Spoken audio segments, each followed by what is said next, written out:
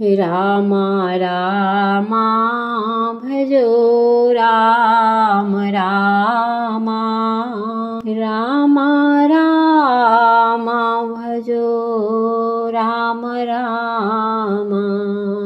राम जी रावण को मारे कृष्ण कंस पछारे राम राम राम राम भजो राम राम राम राम भजो राम राम। जय श्री कृष्णा, राधे राधे। हमारे YouTube चैनल में आपका हार्दिक स्वागत है। आइए सुनते हैं माघ महात्म्य का 16वां अध्याय। उससे पहले हर दिन की तरह पहले सुनते हैं सीता नितनेम की कहानी। प्रेम से बोलिए सीता मैया की जय। माघ मास की बड़ी भारी महिमा है। चारों युगों में अलग अलग प्रभाव हुए हैं। किसी युग में दान का प्रभाव था, किसी युग में यज्ञ का प्रभाव था, किसी युग में सत्य का प्रभाव था, लेकिन माघ मास के स्नान का प्रभाव चारों युगों में था। इसलिए इस पावन महीने में शुभ कर्म अधिक से अधिक करके पुण्य अर्जित करते रहिए। बहुत ही पावन महीना है, ऐसे खाली मत जाने दीजिए। आप पर श्री कृष्ण की साक्षात कृपा है, तभी आप ये माघ मास महात्म्य सुन पा रहे हैं। आइए अब सुनते हैं माघ महात्म्य 14वां अध्याय। उससे पहले हर दिन की तरह पहले सुनते हैं सीता नितनेम की कहानी। इस कहानी को सीता माता कहती थी और प्रभु श्री राम सुना करते थे। एक दिन श्री राम भगवान को किसी काम के लिए बाहर जाना पड़ा, तो सीता माता कहने लगी कि भगवान, मेरा तो 12 वर्ष का नितनेम है, अब आप बाहर जाएंगे तो मैं अपनी कहानी किसे सुनाऊंगी। तब श्री राम ने कहा कि सीते, आप कुएं की पाल पर जाकर बैठ जाना और वहाँ पर जो भी औरतें पानी भरने आएंगी उन्हें अपनी कहानी सुना दिया करना। सीता माता कुएं की पाल पर जाकर बैठ जाती हैं। तभी एक स्त्री आती है। उसने रेशम की जरी की साड़ी पहन रखी थी और सोने का घड़ा ले रखा था। सीता माता उसे देखकर कहने लगी, बहन, मेरा 12 वर्ष का नितनेम सुन लीजिए। पर वह स्त्री बोली, मैं तुम्हारा नितनेम सुनूंगी, मुझे घर जाने में देर हो जाएगी और मेरी सासू माँ मुझसे झगड़ा करेंगी। इसलिए उसने कहानी नहीं सुनी, अपने घर चली गई। लेकिन उसके घर जाते ही उसकी रेशम की जरी की साड़ी फट जाती है, सोने का घड़ा मिट्टी के घड़े में बदल जाता है। सासू ने देखा तो पूछा, अरे बहू, यह किसका दोष अपने सिर पर लेकर आ गई है।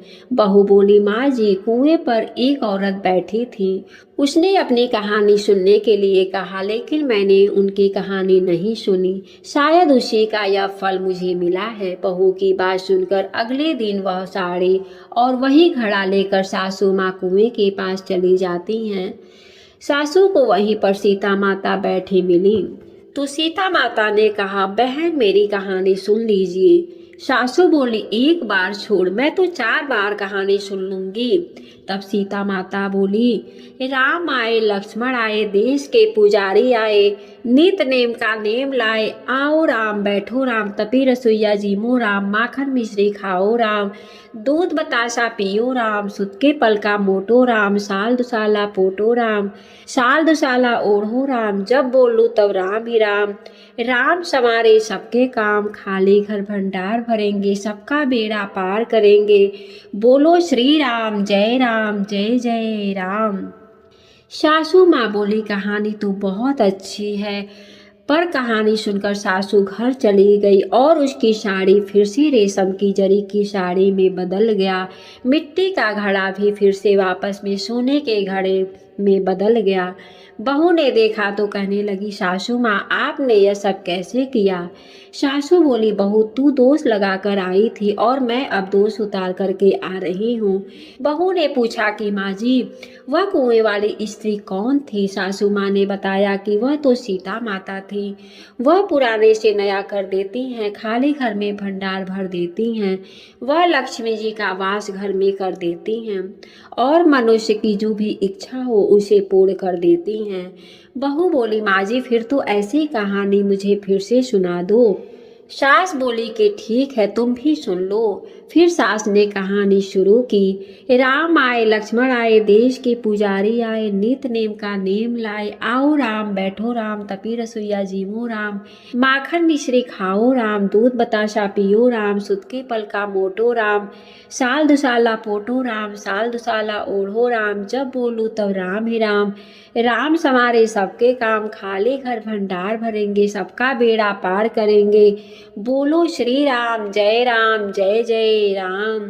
कहानी सुनकर बहू बोली, माँ जी कहानी तो बहुत अच्छी है। सासू ने कहा, ठीक है, अब से हम इस कहानी को रोज किया करेंगे। अब सास बहू रोज सवेरे उठती, नहाती धोती और पूरी कहानी कहती। एक दिन की बात है, उनके यहाँ पड़ोसन की एक औरत आई और बोली कि बहन जरा सी आग दे देना। बहू बोली कि आग तो अभी हमने जलाई ही नहीं है। पड़ोसन बोली, तो फिर तुम सुबह से 4 बजे से उठकर क्या कर रही हो? तो उन्होंने कहा कि हम तो सुबह सुबह उठकर पूजा करते हैं, फिर सीता माता का नित्यनेम की कहानी कहते हैं। पड़ोसन ने उनकी बात सुनकर फिर कहा, सीता माता की कहानी कहने से तुम्हें क्या मिला? तब ये दोनों बोली कि सीता माता की कहानी कहने से घर में भंडार भर जाते हैं, सारे काम पूर्ण हो जाते हैं, मन की इच्छा भी पूरी होती है। पड़ोसन ने कहा, बहन अगर ऐसा है तब तो फिर मुझे भी कहानी सुना दो। तब बहू बोली कि ठीक है, तुम भी यह कहानी सुन लो। राम आए, लक्ष्मण आए, देश के पुजारी आए, नित नेम का नेम लाए। आओ राम, बैठो राम, तपी रसोईया जीवो राम। माखन मिश्री खाओ राम, दूध बताशा पियो राम। सुत के पल का मोटो राम, साल दुसाला पोटो राम। साल दुसाला ओढ़ो राम, जब बोलो तब राम ही राम। राम समारे सबके काम, खाली घर भंडार भरेंगे, सबका बेड़ा पार करेंगे। बोलो श्री राम, जय राम, जय जय राम। पड़ोसन ने इस कहानी को सुना तो कहने लगी, बहन कहानी तो बहुत अच्छी लगी। अब वह पड़ोसन भी नित नेम प्रेम से सीता माता की कहानी कहने लगी। कहानी कहने से सीता माता ने पड़ोसन के घर में धन के भंडार भर दिए। देखते ही देखते अब तो पूरे मोहल्ले में नित नेम की कथा चल पड़ी और हर किसी की मनोकामना पूर्ण होने लगी। हे सीता माता, जैसे आपने उन सभी के भंडार भरे वैसे ही हमारे भी भंडार भर देना। कहानी कहने वाले के, सुनने वाले के और हुंकार भरने वाले के सबका भर देना।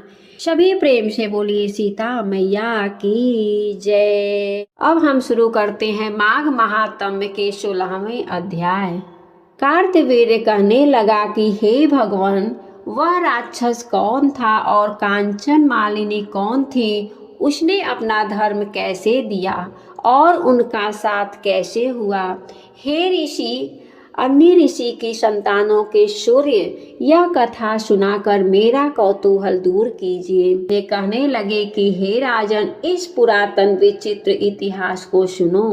कांचन मालिनी नाम की एक सुंदर अप्सरा थी जो माघ मास में प्रयाग में स्नान करके कैलाश पर जा रही थी। तब उसको मार्ग में जाते हुए हिमालय के कुंज से एक घीर राक्षस ने देखा। उस सोने जैसे तेज वाली, सुंदर कटी वाली, बड़े बड़े नेत्रों वाली, चंद्रमुखी, सुंदर केश और पीन पयोधर वाली सुंदर अप्सरा को देखकर उस राक्षस ने कहा कि हे सुंदरी, हे कवल नयनी, तुम कौन हो और कहाँ से आ रही हो? तुम्हारे वस्त्र और वेड़ी भीगी हुई क्यों है? तुम आकाश मार्ग से कहाँ जाती हो और किस पुण्य के प्रताप से तुम्हारा शरीर ऐसा तेजस्वी और रूप ऐसा मनोहर है? तुम्हारे गीले वस्त्र से मेरे मस्तक पर गिरे हुए एक बूंद जल से मेरे क्रूर मन को एकदम शांति प्राप्त हो गई है। इसका क्या कारण है? तुम बड़ी शीलवती प्रतीत होती हो, इसका कारण मुझसे कहिए। अप्सरा ने कहा कि हे राक्षस सुनो, मैं कामरूपिणी अप्सरा हूँ। मैं प्रयाग में संगम में स्नान करके आ रही हूँ। इसी से मेरे वस्त्र भीगे हैं। अब कैलाश पर जा रही हूँ, जहाँ पर श्री शिव निवास करते हैं। त्रिवेणी के जल से मेरी सब क्रूरता दूर हो गई है, जिसके पूर्ण के प्रभाव से मैं इतनी सुंदर और पार्वती जी की प्रिय सखी हुई। जो आश्चर्य देने वाला उदाहरण मुझसे ब्रह्मा जी ने कहा था, सो सुनो। मैं कलिंग देश के राजा की वेश्या थी। रूप, लावण्य और सुंदरता में अपूर्व थी। मेरी सुंदरता पर सारा नगर मोहित था और मैंने अनेकों प्रकार के भोग, अनेक प्रकार के वस्त्र और आभूषणों की घर में कोई कमी नहीं थी। कई कामी पुरुष आपस में स्पर्धा ही से मृत्यु को प्राप्त हो गए। इस तरह उस नगर में बड़ी सुंदरता से यौवन व्यतीत हुआ और मैं वृद्धा अवस्था को प्राप्त हो गई। तब मेरे मन में विचार उत्पन्न हुआ कि मैंने अपनी सारी आयु पापों में ही व्यतीत कर दी। धर्म का कोई कार्य, दान, तप नहीं किया। शिव या दुर्गा जी की आराधना न कभी भगवान विष्णु का पूजन किया। अशांत चित्त से मैंने एक ब्राह्मण की शरण, वेदों का ज्ञात और ब्रह्मनिष्ठ था। मैंने उनसे पूछा कि निस्तार किस प्रकार से हो सकता है। महाराज, अच्छे और बुरे सभी पर दया करते हैं। मुझ दीन पर भी कृपा करके मुझ कीचड़ में को पकड़कर उबारिए। क्षीर सागर क्या हंस को देता है, बत्तख को नहीं। तब वह ब्राह्मण राजा हित इन सब बातों को सुनकर मुझ पर दया करने लगा कि तू ब्रह्मा के क्षेत्र प्रयाग में जाकर त्रिवेणी संगम में स्नान कर, परंतु मन में क्रिया का विचार नहीं करना। पापों के नाश के लिए महर्षियों ने तीर्थ स्नान से अधिक और कोई प्रायश्चित नहीं बतलाया। प्रयाग में स्नान करने से तू अवश्य पवित्र होकर स्वर्ग को जाएगी। हे भामिनी, पुराने समय में गौतम ऋषि की स्त्री को देखकर इंद्र ने काम के वशीभूत होकर कपट वेश में उससे भोग किया था। इसलिए ऋषि द्वारा श्राप दिया गया और उसका शरीर अत्यंत लज्जा युक्त हजारों भगों वाला हो गया। तब इंद्र नीचा मुंह करके अपने पाप कर्म की बुराई कराने लगा। मेरु पर्वत के शिखर पर स्वच्छ जल वाले सरोवर पर एक स्वर्ण कमल से भरे हुए कोटर में घुस गया और अपने पाप को धिक्कारता हुआ कामदेव की बुराई करने लगा कि यह सब पापों का मूल है। इसके ही वशीभूत होकर मनुष्य नरक में जाते हैं और अपने धर्म, कीर्ति, यश और धैर्य का नाश करते हैं। इंद्र ऐसा सोच रहा था, सो इंद्र के बिना सारा देवलोक शोभाहीन हो गया। तब देवता, गंधर्व, किन्नर, लोकपाल इंद्राण के सहित बृहस्पति जी से जाकर पूछने लगे कि हे महाराज, इंद्र के न रहने से स्वर्ग ऐसा शोभाहीन हो गया है जैसे सतपुत्र के बिना श्रेष्ठ कुल। इसलिए स्वर्ग की शोभा के लिए कोई क्रिया सोचिए। इस विषय में देर नहीं लगानी चाहिए। तब बृहस्पति जी ने कहने लगे कि इंद्र ने बिना सोचे विचारे जो कर्म किया है उसका फल भोग रहा है, सो वह कहाँ है, मैं यह सब जानता हूँ। फिर गुरुजी ने सबको साथ लेकर स्वर्ण कमलों से युक्त बड़े सरोवर में इंद्र को देखा, जिसका मुख मलिन और आंखें बंद थी। तब इंद्र ने बृहस्पति जी के चरणों को पकड़कर कहा कि इस पाप से उद्धार करके आप मेरी रक्षा कीजिए। तब बृहस्पति जी ने इंद्र से कहा कि प्रयाग में स्नान करने से ही तुम पाप मुक्त हो जाओगे। तब इंद्र सहित सबने ही प्रयाग में जाकर संगम में स्नान किया और त्रिवेणी स्नान से इंद्र पाप मुक्त हो गए। तब बृहस्पति जी ने इंद्र को वरदान दिया कि तुम्हारे शरीर में जितने भग हैं सब नेत्र हो जाएंगे। तब इंद्र ब्राह्मण के वर से 1000 नेत्रों से ऐसा सुशोभित हुआ जैसे मानसरोवर में कमल शोभायमान होता है। आज के अध्याय में बस इतना ही। इससे आगे की कथा आप कल अध्याय में सुनिएगा। आज का अध्याय समाप्त हुआ। उम्मीद है कि आज की कथा आपको पसंद आई होगी। वीडियो अगर अच्छी लगी हो तो वीडियो को लाइक करके, अगर अभी तक या आपने हमारे चैनल को सब्सक्राइब नहीं किया है तो ज़रूर सब्सक्राइब करें। हमारे वीडियो को देखने के लिए आप सभी को बहुत बहुत धन्यवाद। जय श्री कृष्णा। राधे राधे।